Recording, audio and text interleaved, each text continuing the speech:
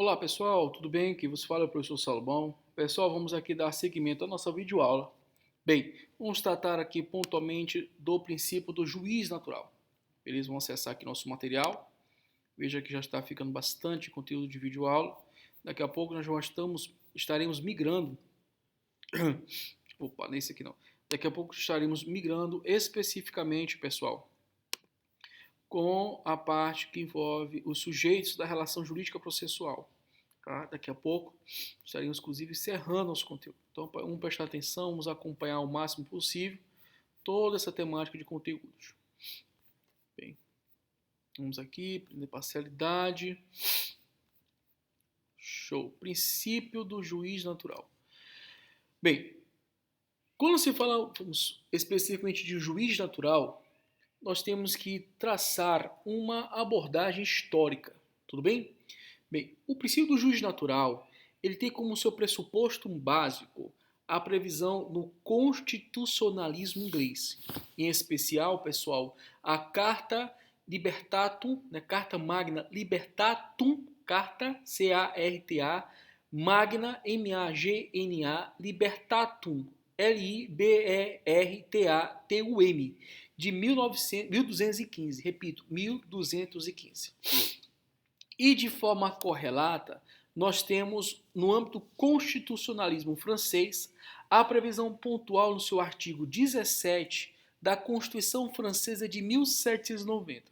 Só para você ter uma ideia de periodização, em 1789 nós tivemos a Revolução Francesa, que veio subsequentemente o pessoal a surgir a Declaração Universal dos Direitos do Homem e do Cidadão, do mesmo ano, 1789. Subsequentemente, nós tivemos a primeira Constituição Francesa pós-Revolução Francesa, em que consagra de forma clara os três fundamentos básicos do liberté, do igualitaire, do fraternité, né? Consagra o liberté, o igualitaire e o fraternité. Liberdade, igualdade e fraternidade. E aí nós temos a Constituição Francesa de 1790. Lá na Constituição Francesa de 1790, em especial no seu artigo 17, nós temos aí a previsão pontual do juiz natural.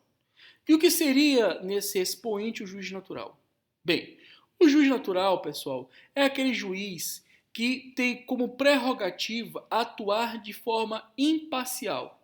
É das suas atribuições a atuação de forma imparcial em razão a um processo. Mas para tal, é um juiz investido de competência, com base no extrato da jurisdição. Então veja, um juiz natural é um juiz imparcial investido de competência. E na mesma medida e consequência, essas suas regras de competência são determinadas pela Constituição.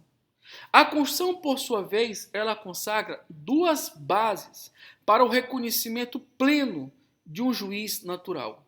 Primeira, é a expressa vedação da criação de juízo ou tribunal de exceção.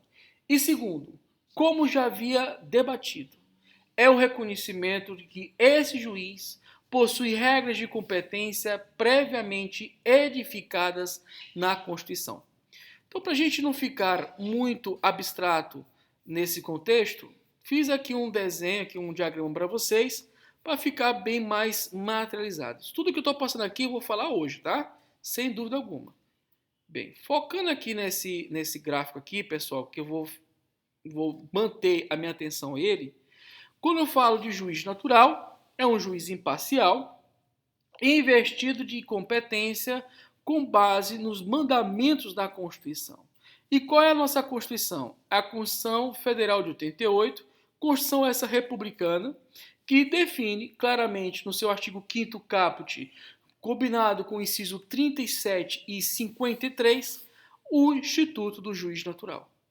Não, veja, a Constituição, portanto, é o satélite, é a referência pontual do que é um juiz dotado de competência, um juiz natural, para julgar de forma imparcial, sem intervenção objetiva e clara do tribunal quanto ao julgamento. Nesse sentido, só a nível histórico, a única Constituição brasileira que não trazia expressa previsão do juiz natural foi a Constituição de 1937. Todas as demais já trazia claramente com certo alcance maior ou menor do que é o juiz natural. Bem, tomando ainda como partido a análise do juiz natural, nós temos que entender que o juiz natural ele tem como prerrogativa de proteção a vedação que haja modificação a posteriori da sua regra de competência quanto ao julgamento da matéria. Então ele tem a prerrogativa de não ter ingerência do tribunal, ingerência do legislador quanto à sua competência para julgar. Ele tem, portanto, uma sistemática de estabilização clara e dotada de conteúdo constitucional para que ele possa julgar plenamente a matéria posta a exame. Falar em juiz natural, na mesma medida, é falar de promotor natural. Então, há um nexo bem claro de referência um com o outro. Vou me dedicar aqui para vocês à análise do juiz natural. Subsequentemente, como já havia tratado com vocês, inclusive eu li para vocês o inciso 37 e 53 da Constituição, fala claramente de competência. Então, tratar de juiz natural é tratar de competência. E o que seria a competência? Bem, dedicamos todo um semestre, toda uma parte do semestre sobre jurisdição. Agora nós temos que entender o que é competência. Primeiro ponto, pessoal, competência ela é a medida e a quantificação da jurisdição.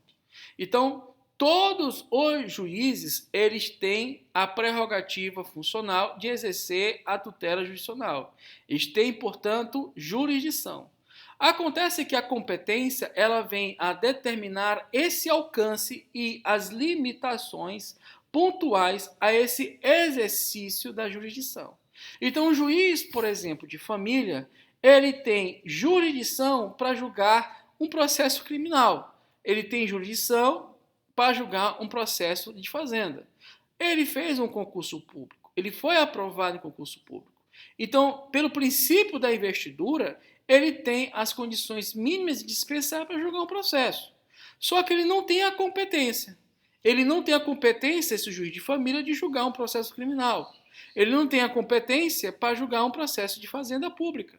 Ele tem jurisdição, mas não tem competência. Então, veja, é uma questão de forma associada. Feito tais expoentes, vamos agora analisar as características do juiz natural. Primeiro ponto, pessoal, o juiz natural é um juiz que tem investidura. Se tem investidura, é porque ele previamente é aprovado em um concurso público. Nessa consequência e medida, vamos aqui pontualmente analisar alguns dispositivos da Constituição, em destaque o artigo 93, inciso 1, e o 96, inciso 1, a linha E. Tá? Vamos aqui. Primeiramente, o artigo 93 da Constituição. E aqui eu me dedico a atenção ao inciso 1, que consagra de forma estampada o referido princípio. Olha o que diz, artigo 93, inciso 1 da Constituição. Lei complementar de iniciativa do STF disporá sobre o Estatuto da Magistratura, observar os seguintes princípios. Inciso 1, ingresso na carreira cujo cargo inicial será de juiz substituto, mediante concurso público de provas e títulos. Isso aqui é um ponto importante. Já vi, inclusive, em opções objetivas. Provas ou títulos, provas e títulos. Inclusive questão para a magistratura. É provas e títulos. Com participação da OAB em todas as fases, exigindo-se do bacharel em Direito, no mínimo 3 anos de atividade jurídica e obedecendo-se nas nomeações à ordem de classificação. É importante apontar nesse contexto do artigo 93, inciso 1, que aqui nós temos o princípio claramente da investidura. É um juiz investido, previamente aprovado, classificado e, nesse sentido, pode exercer a função de juiz, a magistratura. Na mesma medida de consequência, nos requer atenção ao artigo 96, inciso 1, a linha E, que diz o seguinte: compete privativamente aos tribunais, a linha E, prover por concurso público de provas ou de provas e títulos, Obedecido o disposto no artigo 169, parágrafo único, cargos necessários à administração da justiça. Então, veja, para os cargos de gestão da atividade jurisdicional, nós temos o que, gente? O tribunal designando provas, né? Olha aqui, ó. Cargos públicos, prover concurso público para provas ou provas e títulos.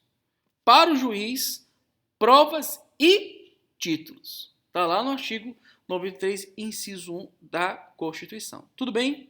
E aí vem outras informações, exceto os de confiança, assim estendidos ou definidos em lei. Então, cuidado com essa distinção que já caiu em provas em gerais. Então, princípio da investidura, artigo 93, inciso 1 da Constituição. Mais uma vez, ingresso na carreira cujo cargo inicial será de juiz substituto. Aqui que nós temos o princípio da investidura. E o concurso público é de provas e títulos, não provas ou títulos ou somente provas. Tudo bem? E haverá a participação em todas as fases da OAB, exigindo, portanto, do bacharel em direito, né, no mínimo 3 anos de efetivo exercício de atividade jurídica. Tudo bem? Então veja, subsequentemente, essa é a primeira característica. A segunda característica é que é plenamente vedada a criação de órgão julgador com o intuito específico de julgar determinado fato já ocorrido. Então, o juiz natural, ele tem como característica essa vedação. A vedação de que seja criado órgão julgador, ou, no caso, juiz ou tribunal, para com o intuito específico de julgar aquele determinado fato ocorrido. E isso nós encontramos claramente, pessoal, no artigo 5º, inciso 37 e, subsequentemente, iremos ler o artigo 5º, inciso 53. Em bem verdade, o artigo 5º, inciso 53, está mais ligada à regra de competência, enquanto que o artigo 5º, inciso 37, está mais ligado a essa informação, que é a vedação de criação de órgão julgador, tribunais de exceção, para examinar pontualmente um caso, um processo em especial. Bem, vamos aqui especificamente ao dispositivo 37, 34, 37. Aqui, 39, está aqui. Não haverá o que, gente? Juízo ou tribunal de exceção. Então, não haverá um tribunal específico para julgar um caso específico. Evidentemente, na história da humanidade, nós tivemos um caso em especial, crime exclusivo de guerra praticado na Segunda Guerra Mundial no tribunal, portanto, constituído para julgar os crimes de guerra praticados por ex-nazistas, ex-militares nazistas. Ali é um outro caso de análise pontual. Essa situação, ela não reverbera na realidade brasileira. Ela não reverbera na realidade do país. Tudo bem? No nosso país não é autorizado a criação de tribunal de exceção, mesmo que seja em razão pontual de novos crimes de guerra, inclusive não previstos em tratados ou acordos ou convenções internacionais em que o país seja signatário. Bem, a última característica que eu queria destacar para vocês é que as normas jurídicas processuais de competência que visam a julgar a parte dos juízes e tribunais, elas são previstas ontologicamente na Constituição, tendo, portanto, as leis, em especial o Código de Processo Civil, a regulamentação dessas regras previamente edificadas na Constituição. Então, a primeira característica é a questão da investidura. Nós temos um juiz investido de atribuições constitucionais por força da sua prévia aprovação de um concurso de provas e títulos, subsequentemente classificado, onde a Ordem dos Advogados do Brasil se faz presente em todas as fases. Tudo bem? Subsequentemente, nós temos como segunda característica a clara vedação de qualquer órgão ou tribunal de exceção, com um intuito específico para julgar aquele fato posteriormente, aquele fato específico determinado. Tá ok? E, subsequentemente, pessoal, nós temos uma consagração de que as regras de competência do juiz natural estão edificadas, pessoal, na base constitucional. Subsequentemente, autoriza a Constituição a edição específica de um Código de Processo Civil. E isso está previsto especificamente, pessoal, no artigo 22, inciso número 1 da Constituição, que diz o seguinte: compete privativamente à União legislar sobre direito civil, comercial, penal, processual. Ficou claro, pessoal? Ficou tranquilo nesse sentido? Tudo bem? Bem, nesse sentido e consequência, existem outros detalhes importantes para a gente entender esse instituto. O primeiro deles, pessoal, voltando aqui ao nosso quadro, é que existe uma clara competência de natureza privativa e legislativa da União para legislar na matéria processual civil. E isso também reverbera, pessoal, na matéria processual penal e na processual do trabalho, e a mesma essência eleitoral. Só que com um detalhe interessante. No âmbito eleitoral e no âmbito do direito do trabalho, nós temos uma norma específica que trata simultaneamente tanto da atmosfera material quanto da atmosfera instrumental. No âmbito do trabalho, direito do trabalho, nós temos a CLT. A CLT, ela reverbera, ela trata pontualmente tanto da matéria de natureza material, direito substantivo, né? A prerrogativa de direitos do trabalhador, do empregado, etc., como também de matéria de natureza processual. O Código Eleitoral, que é a Lei 4.737 de 65, ele trata da mesma maneira temas de direito material e temas de direito processual. Tudo bem? E, nesse sentido e consequência, temos que fazer uma distinção clara e notória entre o direito processual civil e o tema do direito que envolve o procedimento processual. Primeiro, vamos atentar aqui quanto à regra de competência legislativa. Quanto à regra de competência legislativa, nós temos que o direito processual civil é competência privativa da União. Já a matéria atinente, pessoal, à competência quanto ao procedimento processual, ela é tema de competência legislativa concorrente da União, dos Estados membros da Federação Brasileira e do Distrito Federal, sendo a suplementar dos municípios.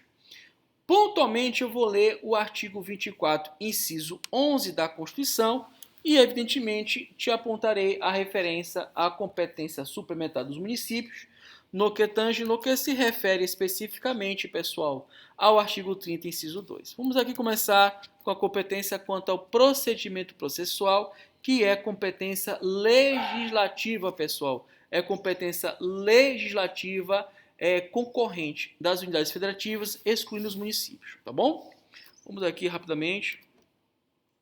Olha o que diz o artigo... Desculpa. Olha o que diz o artigo 24 da Constituição. Compete à União, aos Estados, ao Distrito Federal, legislar concorrentemente sobre. Veja que aqui nós temos matéria de direito, direito tributário, financeiro, penitenciário, econômico e urbanístico. Mas descendo, pessoal, você descendo aqui, você vai identificar que também há uma competência específica a nível de procedimentos em matéria processual, que é também uma competência legislativa concorrente. O que significa ser concorrente? Significa dizer que todas essas unidades federativas, elas concorrem para editar a norma, mas observa-se a essência de existir a prerrogativa da União editar o que, gente? Normas gerais. Eis a edição dada no parágrafo 1º do artigo 24, que diz o seguinte: no âmbito da legislação concorrente, a competência da União limitar-se-á a estabelecer normas gerais. Então, veja, no âmbito da competência legislativa concorrente, todas as unidades federativas, quais sejam União, Estados-membros e Distrito Federal, eles concorrem na elaboração de normas, especificamente que tangenciam, pessoal, procedimentos em matéria processual. Contudo, a União tem a prerrogativa de ditar o que, gente? Norma geral em matéria de procedimento em matéria processual. Tudo bem? Procedimento em matéria processual, a competência da União é de editar normas gerais. Quanto aos municípios, ele tem a competência suplementar e está prevista no artigo 30, inciso número 2 da Constituição Brasileira. Vamos aqui? Artigo 30 da Constituição Brasileira diz o seguinte: compete aos municípios de forma suplementar a legislação federal e estadual no que couber. Não é competência concorrente, gente. É competência suplementar. Dando seguimento aos nossos trabalhos, voltando aqui à análise pontual dessa estrutura aqui, perceba que não foi colocado de forma proposital o regimento interno dos tribunais. Qual é a função do regimento interno dos tribunais, pessoal? Daqui a pouco nós vamos ler o parágrafo 1º do artigo 125. Para a gente entender essas prerrogativas, vamos ler o artigo 96 da Constituição, em especial o seu inciso número 1, a linha A. Olha o que diz, pessoal, especificamente o artigo 96, inciso 1, a linha A da Constituição. Compete privativamente aos tribunais eleger seus órgãos diretivos e elaborar seus regimentos internos, observando as normas de processo. Que normas de processo são essas, gente? É o CPC. E das garantias processuais das partes. Onde estão essas normas de garantias processuais das partes? Na Constituição e também está previsto no CPC. Poxa. Dispondo sobre a competência e o funcionamento dos respectivos órgãos jurisdicionais. Então veja, o regimento interno ele trata acerca da competência e o funcionamento dos respectivos órgãos jurisdicionais e administrativos. Isso é importante, pessoal. Isso é importante. Então veja, dentro dessa estrutura aqui, nós estaríamos colocando o regimento interno, pessoal, de forma associada com o Código de Organização Judiciária. Só que o Código de Organização Judiciária, pessoal, não é um ato normativo emanado do Poder Judiciário. Ao contrário, é uma lei. Há uma lei que passa por todo o crivo, pessoal, do devido processo legislativo. O regimento interno, portanto, dos tribunais, pessoal, trata de aspectos ligados à própria gestão processual, à própria organização e funcionamento do tribunal. Já o Código de Organização Judiciária, ela está mais atinente à divisão espacial organizativa, pessoal, da esfera de competência. É esse que é o nosso foco de análise. Porque através especificamente, pessoal, do CPC, da Constituição dos Estados e do Código de Organização Judiciária, nós vamos identificar o fórum competente e o juízo. Tudo bem? Perceba também claramente que o regimento interno, na medida que ele trata dessa organização, vai tratar de temas, por exemplo, a nível de recursos. Ali você vai encontrar temas afetos ao recurso no âmbito dos tribunais. Bem, pessoal, no que se refere ao Código de Organização Judiciária, nós temos aqui, como aqui já citado, uma previsão clara no artigo 125, no seu parágrafo 1º. Vamos aqui migrar, primeiramente, a leitura do artigo 125, caput da Constituição. Olha o que diz. Os Estados organizarão sua justiça, ao observar os princípios estabelecidos nesta Constituição. Em seguida, nós temos aqui... pessoal, houve uma falha minha. É no parágrafo 2º, tá? Parágrafo 2º do artigo 125. Cabe aos Estados a instituição de... gente, é isso mesmo. Desculpa. Parágrafo 1º. A competência dos tribunais será definida pela Constituição do Estado. Competência dos tribunais. Matéria de que, gente? De índole processual. Então, haverá, portanto, uma lei. Sendo a lei essa que, gente? De organização judiciária e iniciativa do TJ. O parágrafo 2º, que eu me equivoquei, peço venha a você que está ouvindo e vendo, aqui trata da ADIM estadual. Não trata da regra de competência, que é o tema da nossa aula. Tudo bem? Peço venha, realmente está certo aqui o que eu coloquei. Bem, então veja, aonde é que eu vou encontrar essencialmente as regras de competência? Primeiro, claramente na Constituição. Segundo, no CPC. Depois, de forma associada na Constituição dos Estados-membros e, por fim, no Código de Organização Judiciária. Os três últimos aqui vai identificar de forma clara, pessoal, o fórum competente e o juízo, viabilizando, portanto, o que, gente? A estabilização, portanto, ou melhor dizendo, viabilizando a propositura correta da demanda e a identificação clara das diversas regras de competência do juiz. Bem, dando seguimento aos nossos trabalhos, se faz necessário nós estabelecermos uma distinção clara e notória, pessoal, entre o que é foro competente, o que é juízo competente, o que é uma comarca competente. Isso aí é fundamental. Se nós não conseguirmos entender essas características específicas, nós não conseguiremos, de qualquer maneira, evoluir. Então, veja, a regra que envolve a justiça competente, quem bate o martelo é a Constituição. Ela que vai dizer especificamente qual é a justiça competente, inclusive em matéria de índole constitucional.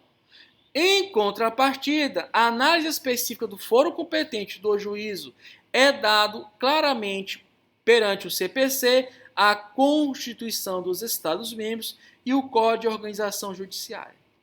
Bem, dentro desse contexto, dá-se claramente o conhecimento que é um foro competente. O que é o foro competente, pessoal? Primeiramente, olhe para esse desenho bem aqui no quadro aqui, ó. Olha aqui o Brasil, tá vendo? Você vê claramente que, pelo desenho de ilustração, quando nós estivermos falando de foro competente, nós estamos falando de base territorial, na qual será processado e julgado uma ação judicial. Repito, olhando para esse desenho, fica claro que o foro competente é a base territorial na qual será processado e julgado uma ação. Então veja, dentro desse contexto, nós temos o foro competente para o STF e os demais tribunais superiores, nós temos o foro competente por âmbito do Tribunal de Justiça, temos o foro competente perante os tribunais regionais federais.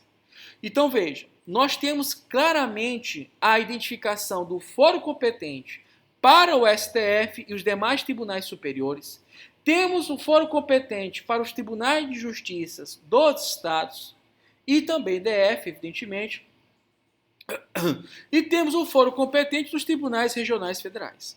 Tudo bem? Então, repetindo, foro competente significa o quê? A base territorial em que viabiliza o pessoal processar e julgar um processo judicial. Evidentemente, haverá a provocação de tutela, nos termos do artigo 2º, haverá uma petição inicial, pedidos, etc. E aí nós temos o quê, gente? A formação da relação jurídica processual.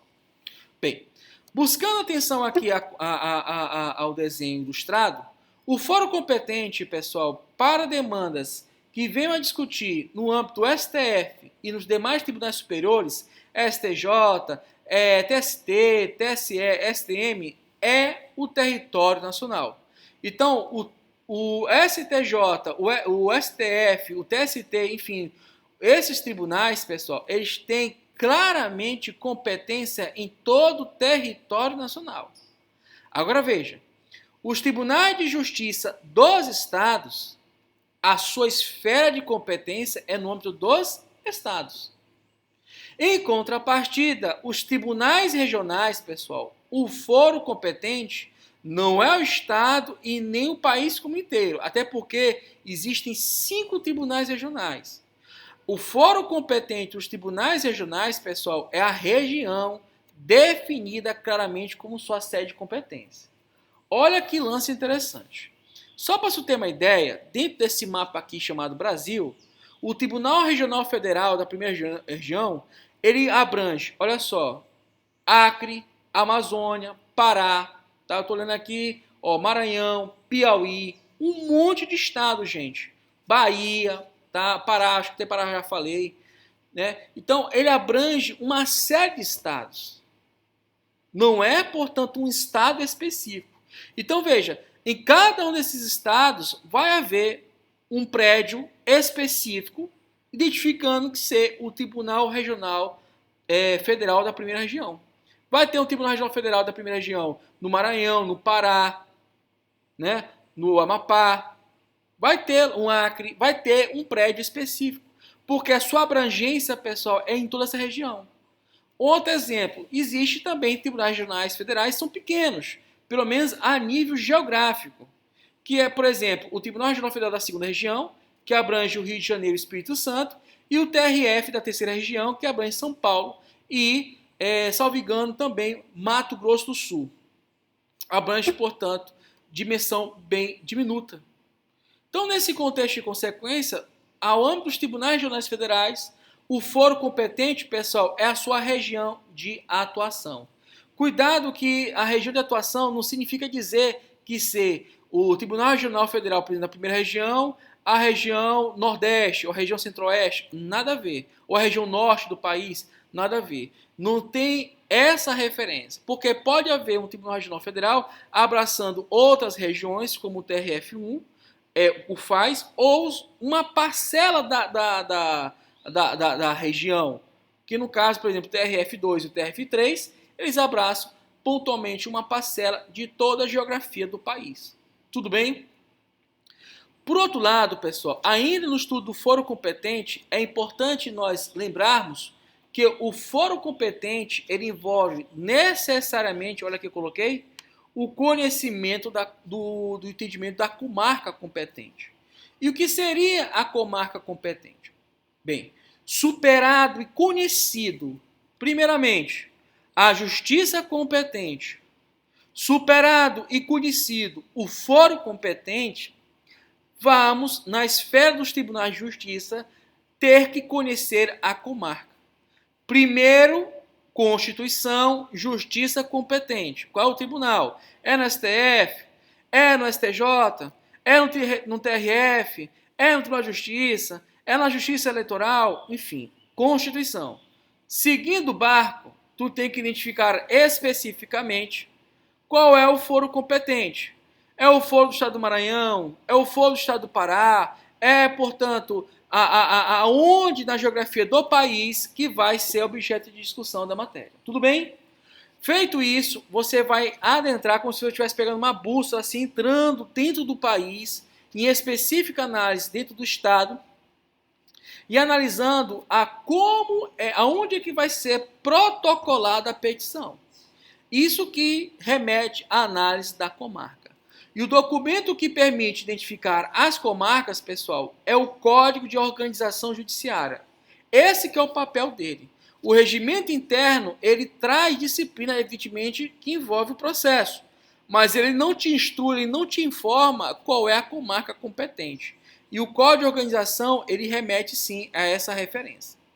Então, voltando à análise aqui pontual, o que seria a comarca competente? Bem, a comarca competente, pessoal, é o local do território do Estado-membro onde o juiz de primeiro grau irá prestar a sua tutela jurisdicional. Não significa dizer, pessoal, que é só um juiz, não. Pode ter numa comarca 2, 3, outros mais juízes. Nada a ver você pensar que cada comarca tem um juiz, ao contrário. E eu te digo mais, tem comarcas, pessoal, que tem N juízes. E, na mesma essência, dentro de uma mesma vara, pode ter, espera-se que tenha um juiz titular e juízes, subsequentemente, pessoal, substitutos. Então, comarca é uma referência pontual de natureza, pessoal, organizativa para o exercício da tutela jurisdicional.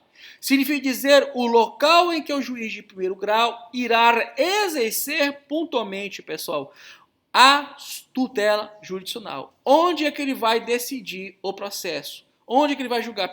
Vai ser processado e onde ele vai julgar o processo. Tudo bem? Bem, segundo o CNJ, pessoal, claramente determina alguns critérios definidores das comarcas. Aponta-se 3. Primeiro, o número de habitantes e de eleitores. 2. A movimentação processual dentro daquela região, daquela comarca. E 3. A extensão do território do município. Tem município, pessoal, por exemplo, uma capital, tem que ter, evidentemente, muito mais varas.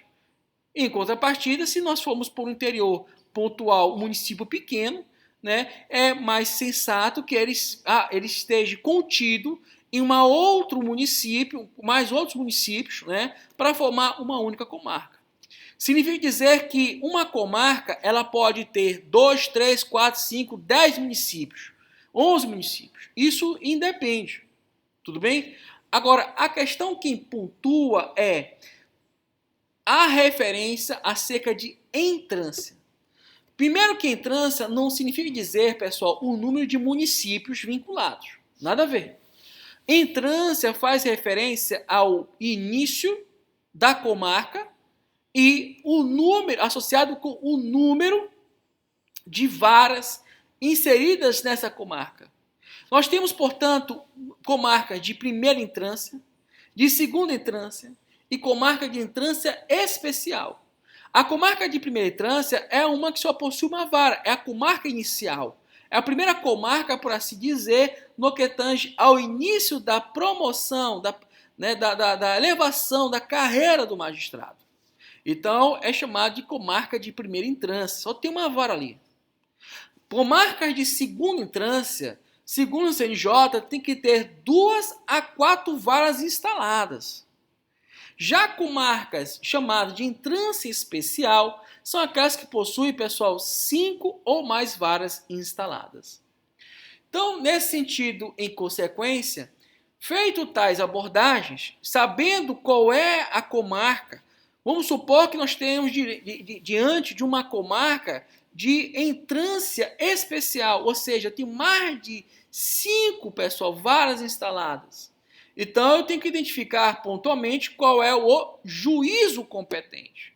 Aí eu tenho que analisar pontualmente se a vara que deve ser processada é uma vara de família, é uma vara de fazenda pública, é uma vara especificamente civil, uma vara de sucessões ou interdições, é aqui que eu coloquei uma vara de falência e recuperação de empresa.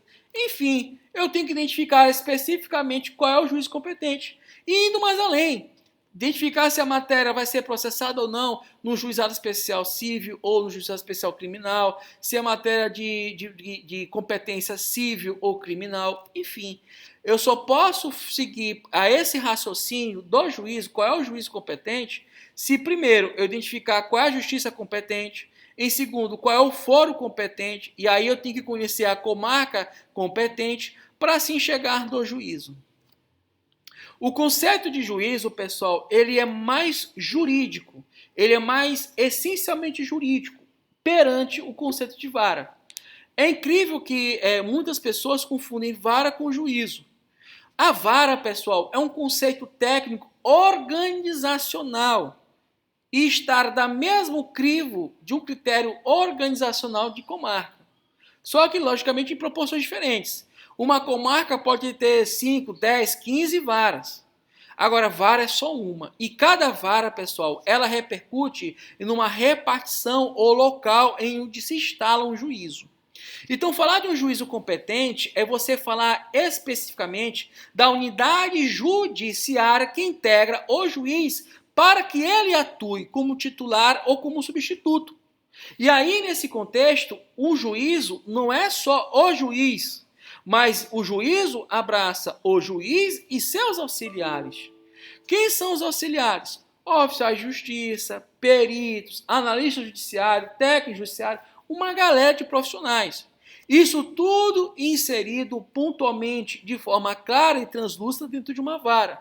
Vara, portanto, é um conceito específico para lidar, pessoal, com uma dimensão física espacial. Ou seja, a repartição, o local onde está instalado o juízo. E o juízo, pessoal, evidentemente é um conceito mais técnico jurídico, onde temos lá o juiz e seus auxiliares executando as suas atribuições funcionais. Cada vara, pessoal, portanto, ela vai identificar um juízo. A vara de família significa dizer que as matérias que envolvem família, ela irá compor, ela irá discutir. As varas de sucessão e interdições significa dizer que ali haverá um juízo com profissionais específicos para se dedicar à matéria. Agora, cuidado, pessoal. Não significa dizer que aquele juiz de família, ele não tem a jurisdição, ele não tem a prerrogativa jurisdicional como juiz de julgar um processo criminal. A questão é que ele não tem, com base na regra que informa a competência, a autorização constitucional e legal para julgar uma matéria que não é de família. Então, existe um ponto crivo claro aí que não é o juiz incompetente, é o juízo incompetente. Porque o juiz, ele tem sim condições necessárias, pelo menos a nível de tese, até porque pressupõe a nível de concurso aprovado. Então, ele, em razão do princípio da investidura, vamos ser mais técnicos, em razão do princípio da investidura, ele foi aprovado em concurso público, que inclusive a OAB participou fiscalizando todas as fases, e aí ele foi, na maior de classificação, ele foi lá nomeado. Então, pressupõe que ele tem condições de julgar qualquer tipo de processo da esfera judicial dos estados, ou se for juiz federal, no nível federal.